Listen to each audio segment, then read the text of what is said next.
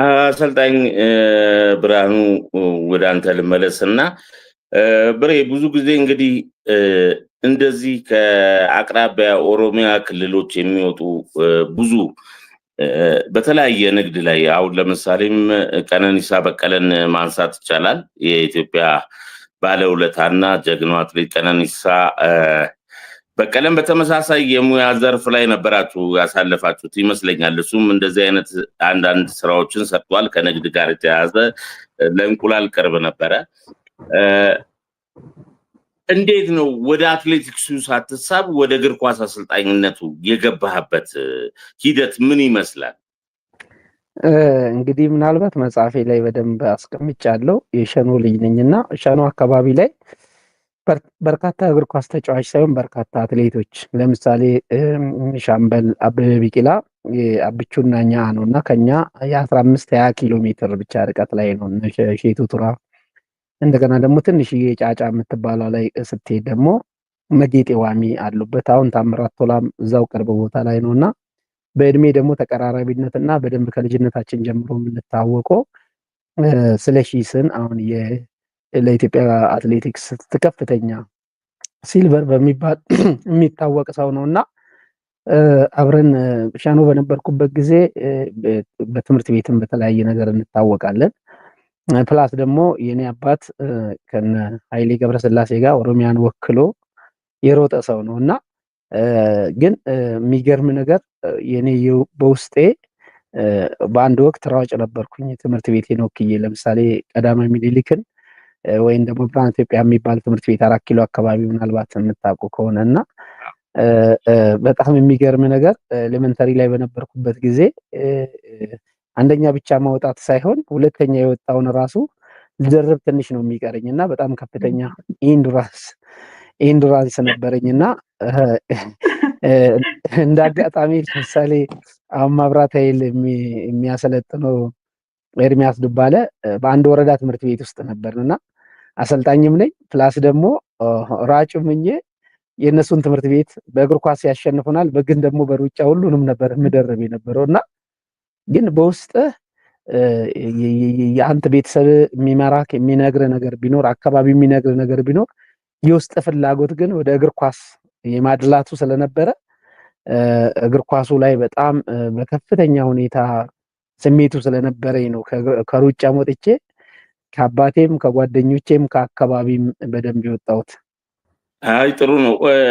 የእግር ኳስ ማሰልጠንን ሂደት ታዲያ እድሉ እንዴት አገኘው? አሰልጣኝ የእግር ኳስ አሰልጣኝ ስለመሆን እንዴት ወሰንክ? እንግዲህ በትምህርት ቤት እጫወታለሁ፣ በሰፈርም እጫወታለሁ። በተወሰነ ደግሞ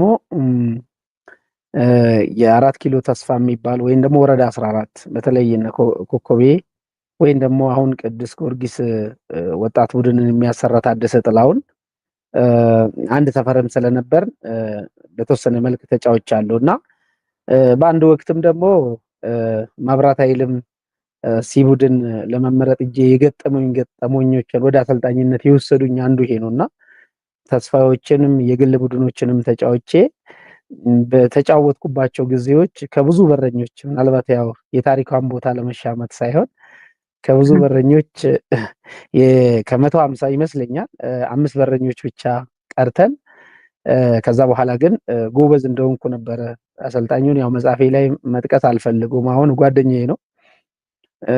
ግን በዚህ አጋጣሚ ደግሞ አሰልጣኝ እንደሆነ ያደረገኝ ነውና ጎበዝነ፣ ደፋርነ፣ ጠንካራነ ግን ያው እጅ ወርወራ አትችልም የሚል አይነት ነገሮችን ነው ነገረኝና እንደ አጋጣሚ ሆኖ ግን ጋዜጠኛ መሸሻ ወልዴ ነፍሱን ይማርና ብዙአየሁ ዋዳ በወቅቱ ያው በደንብ አድርጎ ነግሮታል። አሁን የኛ ቢቡድን አሰልጣኝ ነውና እንደ አጋጣሚ ሆኖ ጃልሜዳ ማነው መርካቶ ያን ጊዜ 4 ኪሎ አካባቢ 10 ብር ይሸጣል ኳሱ፣ ፕላስቲክ ነው።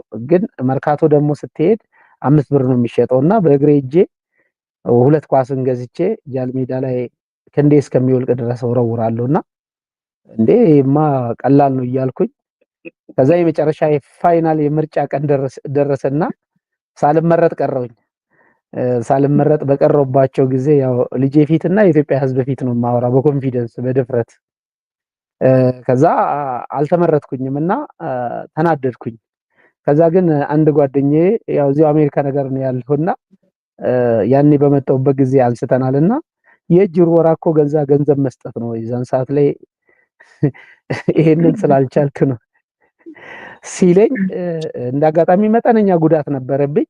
ግን በቃሌ ለወጣት ለታዳጊ ለህፃናቶች አብሬ የምሰራቸው ሰዎች ከበላዋቸው እንደዚህ አይነት ለቃቃሚ አሰልጣኝ ከሆንኩኝ እግዚአብሔር ይፍረድብኝ ብዬ ከዛ ጊዜ ጀምሮ ነው በቃ ታማኒነቱንና ሙያውን ወድጄ ግን ቆሻሻ ነገሩን ደግሞ በደንብ ልተዋለሁ ብዬ ያሰብኩት የመብራት ኃይል ቡድንን ሲ ቡድንን የወደኩበትን አጋጣሚ አስታውሳለሁ። እነዚያ ያሰለጠኙን አሰልጣኞችን ያው መኮንን ታውቁታላችሁ። ምናልባት ብዙ ቡድኖችን ወደ ከፍተኛ ሊግ ያስገብቷል። አባቱም ጋዜጠኛ ነው። ታደሰ ጥላሁንንም ታውቁታላችሁ። ቅዱስ ጊዮርጊስንም የተጫወተ ነውና 4 ኪሎ አካባቢ ላይ። ሌላው ደግሞ በዚህ አጋጣሚ አብይ በፊት ባንክ የነበረው እኛ አካባቢ ላይ አብይ ሃይማኖት ከፍቶ አንድ ኳስ ሰጥቶኝ 3 ቡድን በሰፈር ውስጥ ይሄን ይዞኝ በቃ በተለይ መብራት ኃይል የተደረገብኝ ይሄ አሰልጣኝ ያደረገብኝን አይቼ የሰፈር ልጆችን 4 ኪሎ ፒያሳ 6 ኪሎ የሰፈር ጸቦች ነበሩና እኔም ደግሞ መጣላት የለባቸውም ጸቡ ጥሩ አይደለም ብዬ ወደ አሰልጣኝነት ህይወት ውስጥ ገብቼ ብቻ እነ ኮኮቤን እነ ታደሰን እነ መኮንንን በማየት እስከ ብዙ ወጣቶች ጋር አብሮ ስለሚሉኛ አካባቢ ላይ እንደሚታወቅ የለህኛ እንደገና ደግሞ ጻድ በጣም ይወደድ ሰፈርን በጣም የሚያስከብሩ ወጣቶች ስለነበሩ እኔም ደግሞ ዞሮ ግን ለምን በበጎ ነገር አልቀይርም አሮጊቶች ወጣቶች በፈለጉት አይሄዱም ብዬ የፒያሳኑም የ4 ኪሎንም 3 ቡድኖች ይዤ በተወሰነ መልክ የባህሪ ሪቮሉሽን እንዳመጣ አድርጌ ወረዳ 14 ግን በዛ ሰዓት ላይ የነበሩት የወቅቱ ኃላፊ ላይሰንስ አልነበረኝም አሰልጣኝ እንዲሆን ሲያደርገኝ ከዛ በኋላ የማሰልጠን ስሜቴ ቆሻሻ ነገሮች በተለይ እነዚህ የወጣቶች ላይ የሚደረጉት ነገሮች አሳስቦኝ ነው ወደ ስልጠና በድንገት የገባሁት። ኦኬ እንደው በዚህ ዙሪያ እንመለስበታለን። ወደ ታሪክ ልመለስና ኢቲ 122 የሚባል የታዳጊ ፕሮጀክት ላይ ነው እንግዲህ አንቺ እግር ኳስ ተጫዋችነትን በልጅነት ጀምረሽ ለዚህ ደረጃ የበቃሽው እና አሁንስ ኢቲ 122 አለ ወይ? በፕሮጀክት ዙሪያስ አዋሳ ላይ ያለው እንቅስቃሴ ምን ይመስላል? እነዛ ፕሮጀክቶችንስ ለመርዳት አንቺ በግልሽ ተንቀሳቅሰሻል ወይ? እነዚህን ጥያቄዎች ታሪክ ላስቸግርሽ።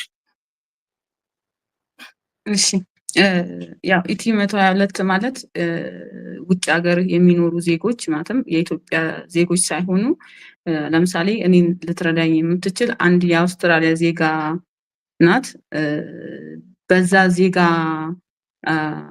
የሚረዳ ተቋም ነው። ምክንያቱም የተለያዩ የውጭ ሀገር ዜጎች ተሰብስበው ኢቲ 122 የሚል ፕሮጀክት ተቋቁሞ ቤተሰቦቻቸው ማስተማር ለማይችሉ በብዙ ነገር ችግር ውስጥ ያሉ ልጆች የትምህርት ወይም ደግሞ የተለያዩ ነገሮችን የሚሰጡ እንትን ነው ተቋም ነው እና በዛ ተቋም ውስጥ እኔ ነበርኩኝ። ያ ተቋም ደግሞ ከትምህርት ባኳያ